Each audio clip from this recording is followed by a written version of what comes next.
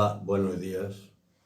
Hoy tengo el placer, porque es un amigo ya, de estar con Liberto, de concejal del Ayuntamiento de Barcelona, por el partido político que va increciendo, Vox.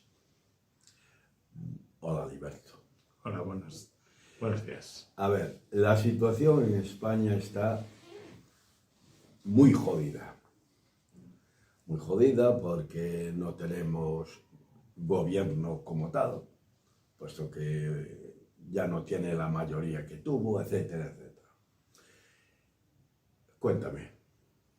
La verdad es que la descripción, esa palabra describe la realidad. O sea, las cosas están jodidas como poco, para hablar como poco, pero es que hoy estamos todavía temblando. O sea, ayer sale una sentencia que condena a uno de los hombres más importantes de España, diríamos el segundo durante unos años del gobierno de España. O sea, el que ha estado organizando, el primero era un poquito el que dirigía, pero el que realmente organizaba España durante mucho tiempo, ayer fue condenado a un porrón de años en la cárcel. Eso es inconcebible que no provoque un terremoto político extraordinario. En cualquier otro país eso crearía un terremoto político extraordinario. Y aquí no lo hace porque estamos muy mal, porque estamos muy jodidos, porque hay mucha gente que todavía sigue dependiendo de ese tipo de situaciones y de problemas. Y eso es, yendo de más a menos y de más lejos a más cerca, pues eso, el señor P. a ese punto. Después aquí tenemos al que era ministro de Sanidad en la época en la que tiene razón de ser el caso Mascarillas, por lo que condenan a este señor. El señor Illa está de presidente de la Generalitat, que era el ministro de Sanidad en aquella época, y tenemos en el Ayuntamiento de Barcelona, donde yo trabajo, al señor Collboni, que es persona cercanísima dentro del mismo entorno, dentro del mismo reducto ideológico que se encuentra ella en nuestro Ayuntamiento de Barcelona. Hay un montón de elementos que permiten que esta situación se mantenga, que estén aguantando la estructura del edificio. Es decir, todo está ardiendo, pero hay una estructura sólida que se mantiene ahí para que no acabe donde está en estos momentos el señor Ábalos, y es donde deberían estar muchas de estas personas que están haciendo eso. Esta gente está intentando blanquear una serie de, vamos a llamarle, partidos,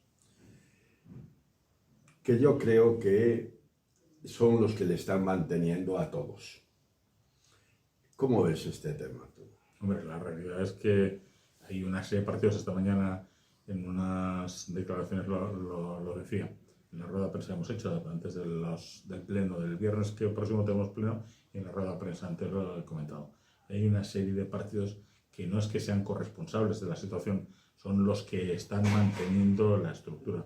Supongo que por el mismo interés por el que el Partido Socialista de España la está manteniendo. O sea, no es otra la razón, porque están integrados en la misma estructura de corrupción, en la misma estructura de auténtico uso de todos los recursos públicos en su favor.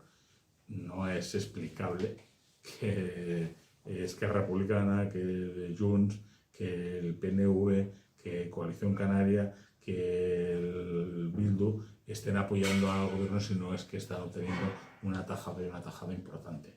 Y esa es la única razón por la que estamos ahí, por sus intereses y por su dependencia absoluta de esa situación. Esos partidos, en el fondo, hacen un conglomerado que yo creo que en estos momentos es muy difícil diferenciar. A veces queremos hacerlo, queremos diferenciarlo, porque hombre, no nos gustaría no tener que estar dándole tanta importancia a gente que son muy radicales, muy de extrema izquierda, pero la realidad es que al final el Partido Socialista les avala, el Partido Socialista les mantiene, el Partido Socialista les está dando la capacidad de seguir existiendo y seguir manteniéndose. En la calle hubieran desaparecido. La gente no está por esa labor. Solamente 4 auténticos descerebrados están manteniendo esas posturas, pero se les está manteniendo desde el poder, desde la estructura del mismo Estado. Me acaba de nombrar al PNV. Ayer salió la noticia del tema de la financiación extraña del PNV. Entonces fue cuando se le hizo la censura al PP y el PNV cambió el voto en el último momento.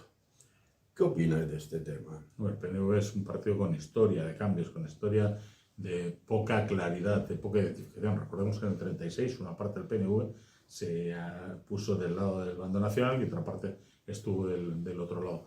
Pero es decir, es la demostración de que al final esos intereses particulares priman más que los intereses generales de la gente que está. O sea, hay algunas personas que van a salir muy bien arregladas y otras personas que son los que les apoyan, que están manteniendo, en algunas ocasiones pienso que sin saberlo, aunque con una ignorancia culpable, están manteniendo la situación. Pero lo mismo tenemos aquí en Barcelona, ¿eh? Es decir, el señor Pujol, después de tantos años, no va a ser condenado, pero merecería una condena sus actitudes y su manera de gobernar, y una condena clara y una denigración clara y una pérdida del prestigio personal que se intentó labrar durante aquellos años, porque no se puede hacer un gobierno para conseguir de ese gobierno simplemente beneficios personales. No podemos utilizar el bien común solamente para el bien particular de unos pocos. Ahora vamos a hablar un poquito de nuestra Barcelona. Estamos muy mal en Barcelona, ¿no crees? Estamos peor de lo que nos pensamos. Primero, nuestra Barcelona cada vez está con menos barceloneses. O sea, cada vez más barceloneses de nacimiento se están yendo de la ciudad. También barceloneses que han nacido aquí pero que se tienen que ir a trabajar fuera, o que viviendo aquí no pueden mantener su vivienda y se tienen que ir a vivir a otros lugares de Cataluña o de España o inclusive de Europa. Profesionales magníficos, jóvenes profesionales que tenemos se están yendo. Tenemos también una natalidad muy baja. Eso hace que pues cada año estamos perdiendo un número importante de personas nacidas aquí.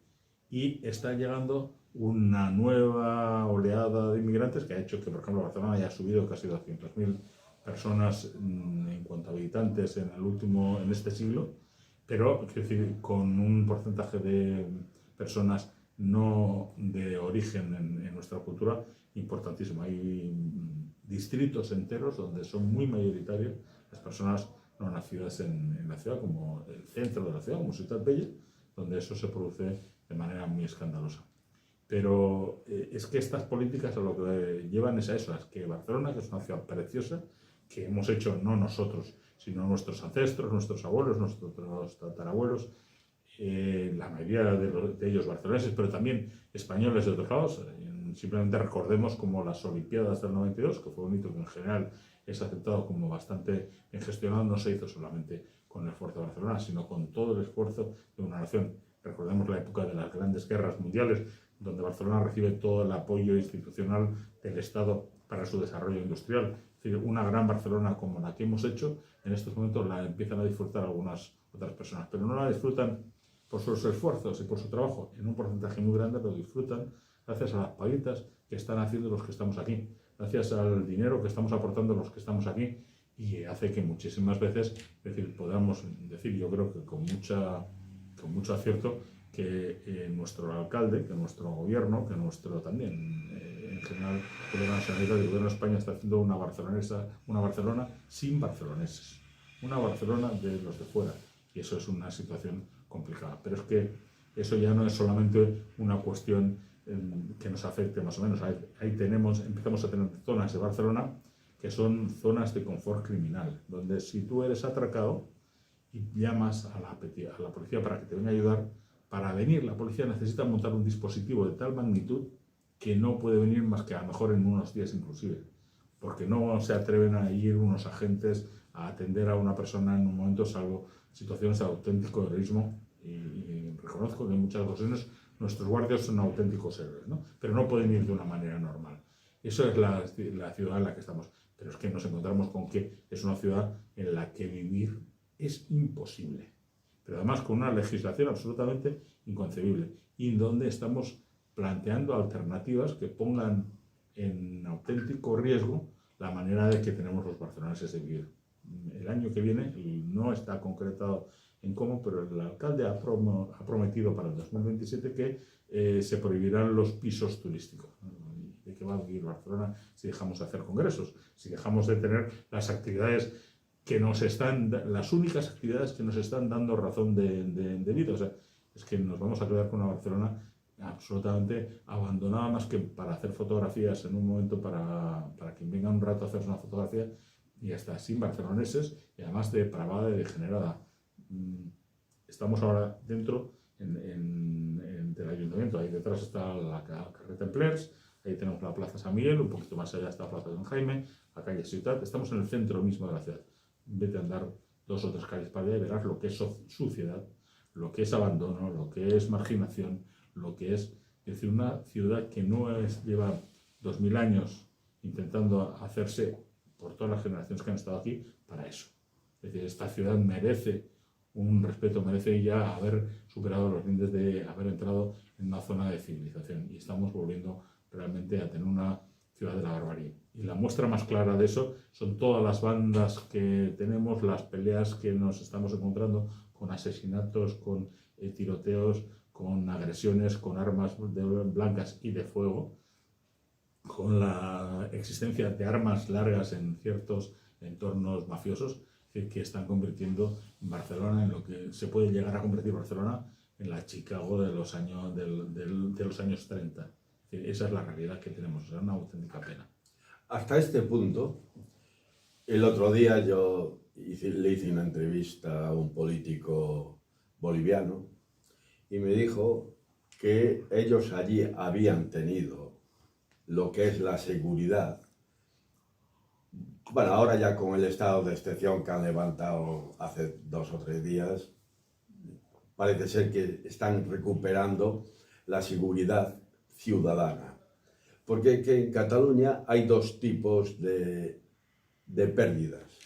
Una es los ciudadanos, por ejemplo, el Eixample se está quedando sin vecinos, ahora están todos los pisos siendo o despachos de abogados o algo de esto, pero vecinos se están yendo casi todos fuera por culpa de la, bueno, iba a decir inseguridad ciudadana. Pero además también estamos perdiendo industria por culpa de la inseguridad jurídica. ¿Qué estáis haciendo los del ayuntamiento? Te digo lo del ayuntamiento porque eres la persona que tengo más a mano para preguntarte. ¿Qué estáis haciendo para recuperar aquella seguridad, tanto ciudadana como, vamos a llamarle, jurídica, o sea, industrial, de aquella Barcelona que a mí me gustaba cuando vine? Mira, la realidad es que el Ayuntamiento de Barcelona, para eso que comentas, está haciendo muy poquito. Y lo que está haciendo, yo creo que en muchas ocasiones lo está haciendo mal. Nosotros en el Ayuntamiento, en los plenos, en las comisiones, no paramos de denunciar, de pedir que haya un cambio de políticas, que haya una insistencia precisamente en eso, en una seguridad jurídica. El caso más paradigmático es lo que decíamos, lo que hablábamos antes, mencionábamos de la vivienda. Aquí tenemos 30% de reserva para vivienda social en cualquier construcción. ¿Solución ante ese tema? No hay construcción, entonces ya no hay que dejar el 30% porque no es rentable para ningún constructor crearlo en esas condiciones. El tema de la adquisición por tanteo retracto de pisos a conveniencia del ayuntamiento en ningún lugar. O sea, vamos a ver con qué criterio, sin ningún criterio. Os comentaba, el otro día hablábamos con algún representante de la Cámara de la Propiedad de Barcelona, nos decía que este año pasado fue el primero en el que el porcentaje de depósitos establecidos por alquiler de viviendas había sido inferior que el año anterior. O sea, está desapareciendo el piso de alquiler porque la ocupación, el trato ilegal de vivienda las hace imposible. Tú en estos momentos tienes una vivienda que has conseguido con un esfuerzo de años de trabajo tuyo, de tu mujer, y pensando en tener un suplemento para la jubilación, porque cada vez las bases que has tenido no te permiten tener una jubilación asegurada. Te encuentras con que te viene una persona de no se sabe dónde, se te mete dentro, dice que es vulnerable porque tiene unos niños y realquila tus habitaciones y hace un negocio con ellas, y tú tienes que seguirle pagando los suministros mientras esa persona está aquí. Tú pagas los impuestos municipales, que el ayuntamiento se ha negado a quitar los impuestos municipales mientras las viviendas están ocupadas, y tú sigues teniendo que mantener esa situación. Ese tipo de cosas hacen que realmente la seguridad jurídica en un elemento tan básico de una ciudad como esa sea dificilísimo. Pero lo mismo nos está ocurriendo, por ejemplo, con el tráfico. Es un auténtico caos circulatorio en Barcelona. Inventamos una ciudad. Si Barcelona es conocida es por varias cosas. Una de ellas es evidentemente la Sagrada Familia, es un elemento que ahora la visita del Papa ha destacado mucho. Es una razón importante para tener. El barrio gótico que tiene Barcelona también. Por cierto, perdona que te interrumpa. Me encantó. Sí, la verdad que me encantó. Fue una cosa que lástima que algunos lo fue maravillosa. Ahora que te he cortado, luego hablamos un poquito, porque eso merece una explicación al final también importante. Pero lo que estaba diciendo, otro de los elementos por lo que es conocido Barcelona es por ese mapa que tenemos abajo de la ciudad, que se hace para hacer una ciudad moderna, cuando se tiran las murallas y se amplía Barcelona, lo que se ha llamado el ensanche. Eso ha sido un ejemplo arquitectónico de urbanismo de todo el mundo, han venido de todo el mundo a estudiarlo. Y aquí nos lo cargamos porque hay alguien que decide que en esos sitios hay que pintar rayitas de colores en el suelo y fastidiar al tráfico y fastidiar a la gente y hacer una Barcelona imposible de trasladar. Ahí tenemos el arroba 22, que parecía querer ser un distrito para el desarrollo industrial, que al final se ha convertido en un laberinto para ir con patinetes. O sea, es que no tiene ningún tipo de sentido. Seguimos sin tener y ofrecer industria. Las grandes empresas internacionales que iban a venir en Barcelona en muchas ocasiones han decidido irse a otros lados. Después del proceso se nos fueron un montón de empresas que no han regresado. Tenemos eso, lo que tenemos es gracias a nuestros antepasados. Si no fuera por nuestros tatarabuelos, bisabuelos y tatarabuelos, es decir, en estos momentos estaríamos muertos de hambre, porque esos diseñaron una Sagrada Familia, una Catedral de Barcelona, un barrio gótico como el que tenemos, un emplazamiento como el que tenemos. Eso es lo que todavía nos daba de comer, el turismo, que lo hemos de tratar con tranquilidad y con claridad, sabiendo que tiene inconvenientes muchísimos, que hay que encontrar la manera de ubicarlos, clarísimo, pero que es de lo que estamos viviendo los barceloneses en estos momentos, y que no lo acepte realmente está en un mundo lejano de la realidad. De eso que me hablabas, no sé si es un momento... Ahora lo hablamos. Bien, perfecto. Ahora hablamos porque es que tengo varias preguntas y ando un poquito mal de tiempo. Muy bien, que además yo hablo mucho. Y tú también andas mal de tiempo. Ahora hablamos, pero la siguiente. Hay una asociación, además promovida por el propio ayuntamiento, y el otro día oí que tenían la idea de todos los plantas bajas, que había y que hay artesanos, que es una de las grandes riquezas que tenía Barcelona, los artesanos todos que teníamos. Entonces, dedicar esas, digamos, entresuelos y bajos, dedicarlos a montar pisos para viviendas. Yo creo que, en mi pensamiento, tú me corregirás si estoy equivocado, pero yo creo que cambiar un artesano por un inquilino no ganas espacio, puesto que cambias una persona por otra. O sea, cambias el sombrero, pero sigue estando allí una persona.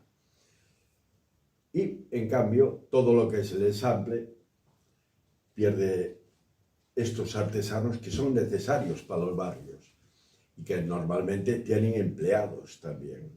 Poquitos, porque cada artesano tendrá un empleado, pero son empleados. Es un puesto de trabajo. ¿Qué opinas? Mira, el comercio es una de las grandes riquezas históricas de nuestra sociedad. El catalán siempre ha sido persona capaz de comerciar, desde la época en la que... De los fenicios. Sí, desde el primer momento, desde las épocas más antiguas, hemos tenido las delegaciones en todo el Mediterráneo, y con América hicimos un proceso de comercio muy interesante, pero el comercio local va a ser enormemente...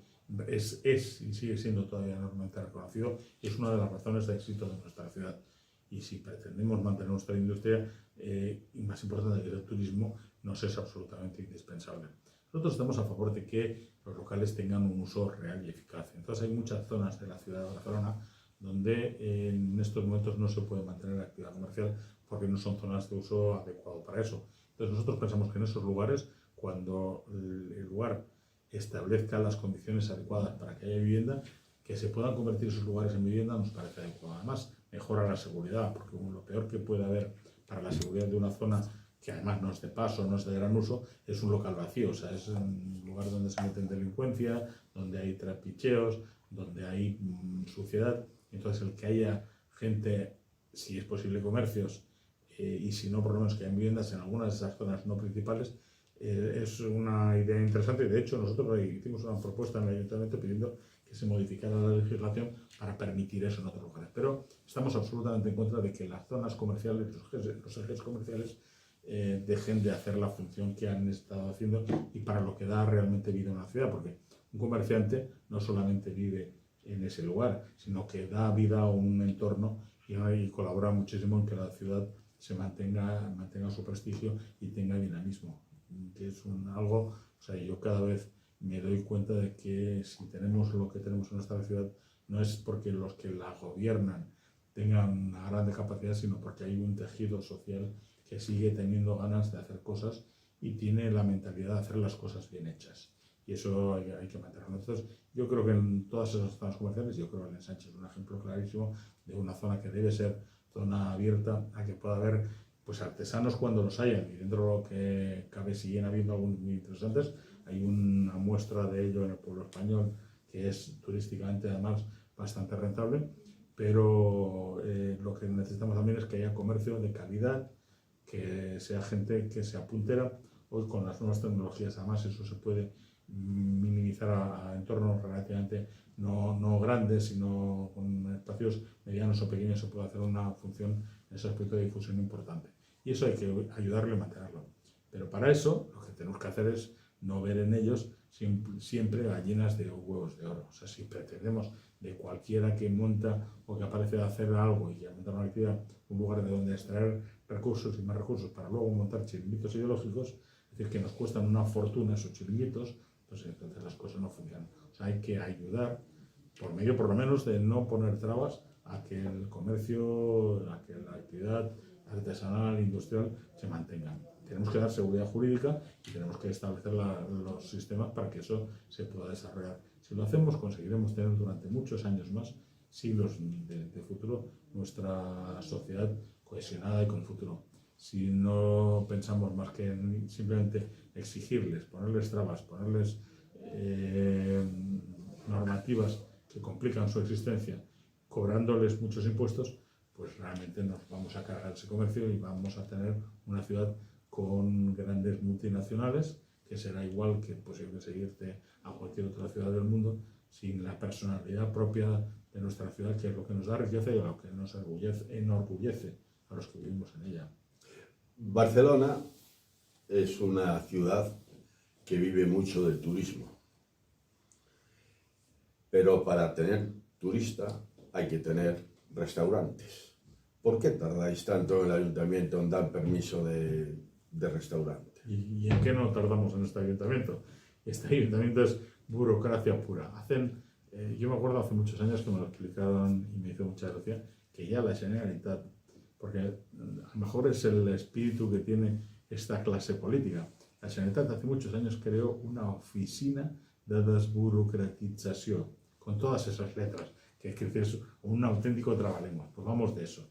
Hacemos una normativa, aquí se ha hecho hace poco tiempo una comisión de simplificación. Bueno, el título eran cuatro líneas, el título de la comisión eran 4 líneas. Me acuerdo que se lo dije el día que presenté, porque estuve en esa comisión, que dirigía el señor Sirera, el del Grupo Popular, y que estaba pues, con todos los grupos ahí. Bueno, pues el primer día les leí el título de la comisión.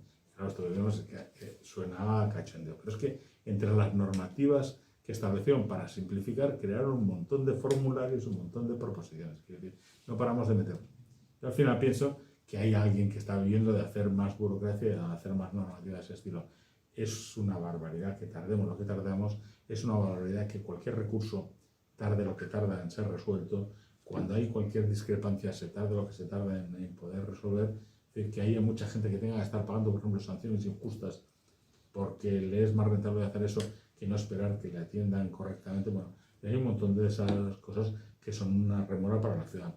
Un restaurante, pero cualquier tipo de pequeña industria, cualquier tipo de negocio, pero hasta construir algo que en estos momentos tenemos una necesidad urgente, que son viviendas. O sea, tú te puedes hacer un bloque de pisos y empiezas a poner la primera piedra a lo mejor 2 años o 2 años y medio después, siempre y cuando los dioses se hayan confabulado a tu favor, puedes a cabo de 2 años, 2 años y medio empezar a colocar la primera piedra. Cuando ya estés involucrado una fortuna de dinero en proyectos, en arquitectos, en proyectos.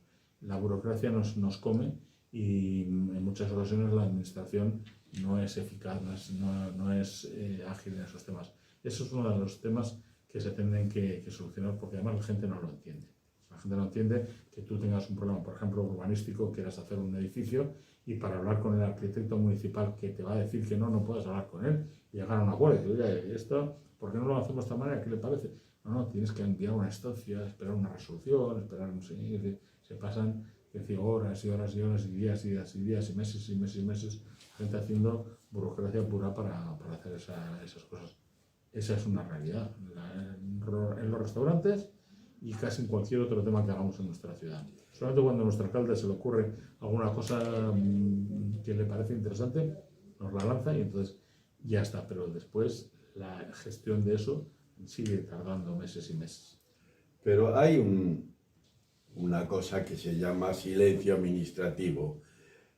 Tu partido podía promocionar esto del silencio administrativo. O sea, cuando yo quiero construir un edificio, pido el permiso y por silencio administrativo en 3 o 4 meses tenerlo y no tener que esperar 3 o 4 años muchas veces. El silencio administrativo es una herramienta que aquí se aplica en negativo y debe ser silencio administrativo positivo en muchísimos de los temas. Hay algunas cuestiones que hay que plantear, ¿no? Es decir, lo que pasa es que cuando la administración establece unos plazos, pues tiene que tener capacidad para resolver esos plazos. Y si no se ha resuelto en esos plazos, el silencio administrativo debiera ser siempre positivo para el solicitante. En general, los silencios administrativos, sobre todo los municipales, son negativos. O sea, casi en todos estos temas, los silencios administrativos suelen implicar la denegación de la solicitud que se ha hecho. Estoy totalmente de acuerdo en que es un tema que no estamos de acuerdo. Hombre, nosotros ese tema en alguna ocasión lo hemos solicitado, pero también ten en cuenta que con la fuerza que tiene Vox después de las primeras elecciones en las que ha obtenido representación, no nos van a afectar las cosas hasta el punto de que nos hacen cordones para decirnos que no a cosas enormemente de sentido común. Hemos presentado algunos temas que son auténticamente de sentido común, del más común de los sentidos, y nos han dicho que no por cuestiones puramente ideológicas y sin más. Eso nosotros nunca lo hacemos. Bueno, esto es lo que hay normalmente en los parlamentos, que según quien presente el tema, tiene un voto más favorable que otro partido político. Pero vosotros en este momento vais hacia arriba. Eso es innegable. En España estáis yendo como una moto para arriba. Y en las calles también, ¿eh? Y en las calles, nosotros digamos en España. Ponemos muchas carpas, muchas mesas informativas en la calle y tal, y estamos viendo el cambio de comportamiento de los ciudadanos de a pie. Tenemos, es verdad, muchas veces parraflotas de estos que nos vienen a insultar y tal. Cada vez nos estamos encontrando vecinos normales de la calle que increpan a los que nos increpan, que nos defienden. Nosotros tenemos la normativa siempre establecida entre todas nuestras carpas, entre todos nuestros militantes, de que no podemos responder, de que hemos de mantener una actitud de olvidarnos de ese tipo de gente, son impresentables y ellos mismos se retratan con sus actitudes, pero nos estamos encontrando en muchísimas ocasiones con vecinos que desde los balcones o desde la calle les increpan, dicen, oye, dejad, ya digan lo que digan, que es una realidad. Estamos notando un cambio clarísimo.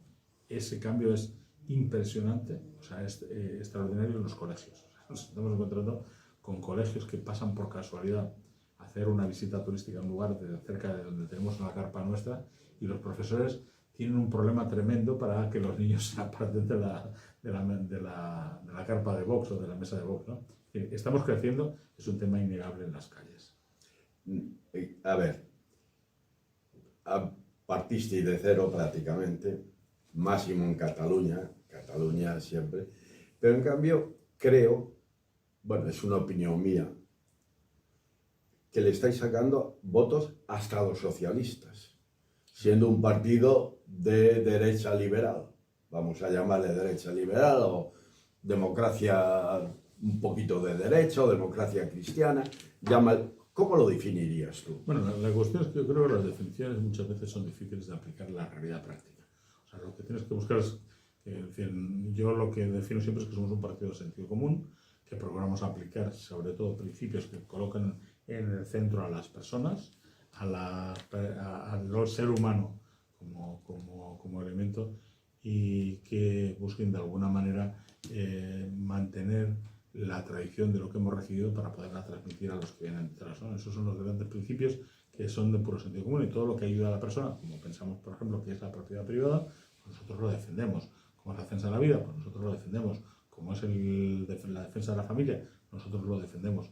Y eso son cuestiones que yo creo que al final los títulos de izquierda, de derechas, de centro, de aquí y de allá, muchos de esos títulos de democracia cristiana, bueno, estudiados y filosóficamente, y en los libros de quienes los crean, pues puedes encontrarle argumentos positivos a muchos de ellos y negativos en otros muchos. Pero nosotros yo creo que al final hay cuestiones que la gente entiende fácilmente, que es la institución más valorada por los españoles, por los catalanes, yo creo que por todo el mundo, es la familia. Pues eso hay que defenderlo, hay que procurar darle todos los elementos para que se pueda desarrollar, porque no es una sociedad perfecta. Cuando digo sociedad perfecta, digo aquella que tiene en sí mismo todas las capacidades para poder cumplir con sus fines. Necesita de cosas a su alrededor, necesita una escuela, necesita otras cosas. Bueno, pues la familia hay que defenderla. Hay que defender la dignidad de las personas en todos los momentos, en todas las circunstancias. Hay que defender sus derechos. Y para tener esa dignidad y esos derechos, pues necesita tener una capacidad para poder disponer de una propiedad que le permita tener independencia de los demás y tener un lugar en donde, desde el cual marcar los principios que tiene que desarrollar. Bueno, ese es lo que nosotros, nuestra definición, un sentido común que se tiene que aplicar en la vida concreta y cotidiana. O sea, el sentido común es que yo, cuando un hijo mío tiene un problema, le intento ayudar. Si un vecino tiene un problema del mismo nivel, pues primero soluciono el de mi hijo y después ya, si me queda, ayudar al de al lado, si es que su padre no tiene la obligación de hacerlo, que es uno de los temas que nos encontramos. Que si yo tengo que desplazarme, tengo que poder utilizar los medios adecuados. Si alguien me ofrece una solución mejor, pues la cojo, pero lo que no puede ser es que me quiten el medio de transporte y la solución no esté por ningún lado. Y así un montón de cosas. Insisto que esa es la cuestión del sentido común. Como partido, por lo tanto, estamos cogiendo los problemas, a mucha gente con problemas de sentido común. Y por tanto, eso que decías al principio, que es lo que sacamos de los partidos de izquierda, el Partido Socialista, no solamente pasa, es lo que está pasando y mucho. Por una razón que para mí en el fondo es una desgracia, que es que son los más afectados por estas políticas que tenemos, que no hacen más que inventarse problemas sin poner soluciones a la gente.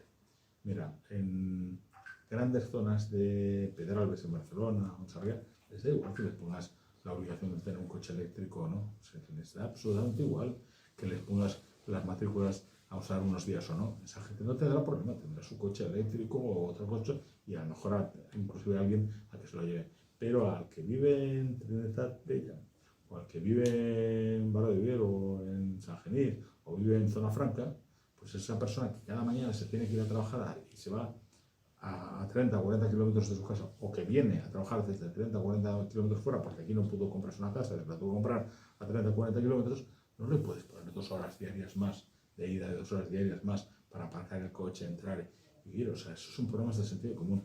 De esos tenemos muchísima gente que nos atiende, que nos escucha y tiene problemas. La inmigración irregular, que como personas individualmente son todos personas con todos los derechos como cualquier ser humano, pero que en conjunto crean unos problemas porque no han sido acogidos adecuadamente, porque no han sido establecidos adecuadamente. Esas personas, es decir, a quien le crean problemas, no son los que viven en la zona de Jardines de Pedralbes o en la zona de Buenas del Eixample o de Sarriá o de las Cosas. A quien le crean problemas es a los que viven en Nou Barris, en San Martín, en Zona Franca, la gente humilde de esta ciudad, los que les crean realmente problemas, a los que les ocupan las casas, fundamentalmente eso, porque los otros, los que tienen posibles, que también tienen sus derechos, pero tienen capacidad como tratarse una alarma para que en su casa no entre, mientras que el otro no la tiene, y a lo mejor pues ese tipo de gente se nos está acercando de manera muy descarada, porque se da cuenta de que al final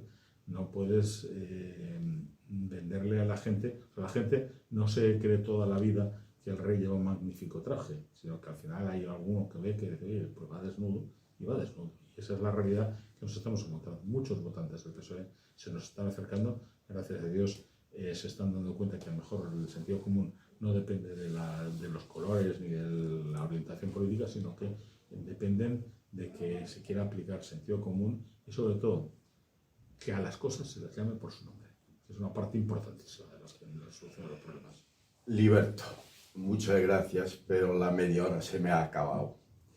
Lo que sí, me quedó algo en el tintero y te cito para octubre más o menos, porque yo sé que tú eres presidente de una asociación y te iba a preguntar por ella, pero ya no tengo tiempo. Muy bien. Pues sin ningún tipo de problema. Quedamos y nos... Sí, porque además has ahora hablado de la familia y es una asociación que se dedica a la protección de familias. ¿Es así? Sí. Yo he estado trabajando todo pues, defendiendo a las familias que migran, y además de lo que realmente me siento orgulloso en este mundo es de tener una familia que con mi mujer hemos ido creando y que nos da en este momento muchísima satisfacción. Pues quiero que te comprometas a hablarme de esa asociación en octubre. Perfecto. Pues a disposición. Y hasta el próximo programa.